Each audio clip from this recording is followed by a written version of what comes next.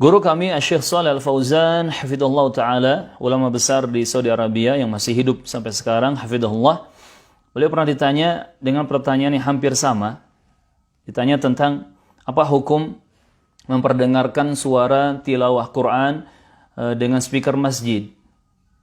Termasuk ditanya apa hukumnya seorang imam yang mengimami salat jahriyah, maghrib, isya, subuh, dia pakai speaker dan suara speakernya dikeluarkan, tidak hanya di dalam masjid tetapi dikeluarkan, ya. Maka Syekh Shalih Fauzan hafizahullah menjawab, hendaknya perkara yang seperti ini tidak dilakukan. Tidak dilakukan. Kenapa? Karena bukan pada tempatnya. Bukan pada tempatnya. Memang baik bacaan Quran itu. Memang baik bacaan salat itu. Tetapi kalau bukan pada tempatnya, bisa mengganggu orang lain. Sampai Syekh mengingatkan atau menyebutkan, mungkin di sana ada orang yang sedang sakit, yang perlu istirahat, tetapi terganggu dengan suara tersebut.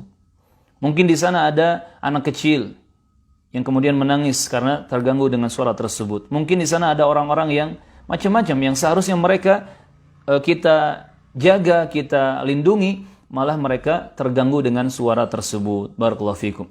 Maka hendaknya tidak dilakukan. Ini suatu kekeliruan, ya.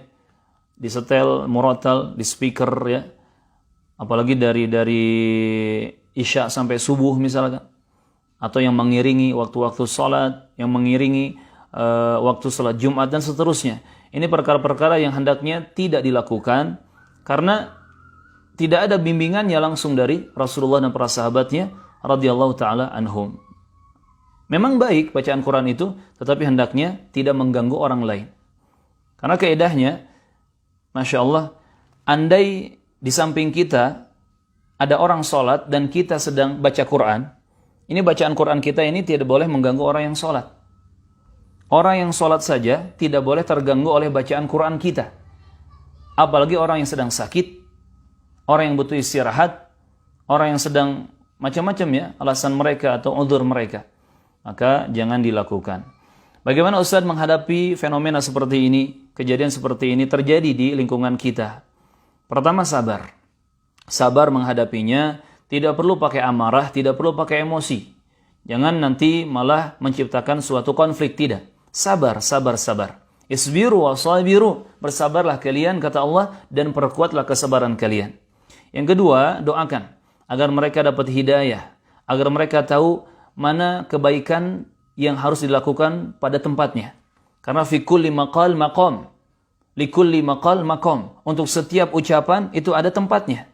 Untuk setiap kalimat yang baik itu ada tempatnya, tidak asal ditempatkan, tetapi harus pada tempat yang benar. Doakan agar mereka dapat hidayah, ya, bimbingan dari Allah Azza wa Jalla, sehingga memahami mana yang benar, mana yang pas, mana yang baik. Kemudian yang ketiga, lakukan langkah real untuk kita menyampaikan nasihat dan pengingat jika memang kita mampu.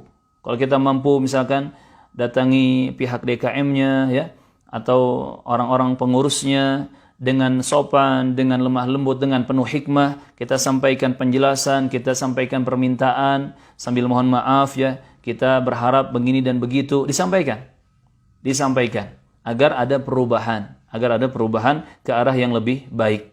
Barakallahu fiikum. Kalian yang pengen datang ke rumah makan Upi Kautsar, rumah makan gratis, bisa langsung datang aja, nggak ada syarat. Kalian datang tinggal makan, buka dari jam 10 sampai jam 2, terus jam 4, nanti sampai jam 6 insya Allah buka tiap hari kecuali Ahad.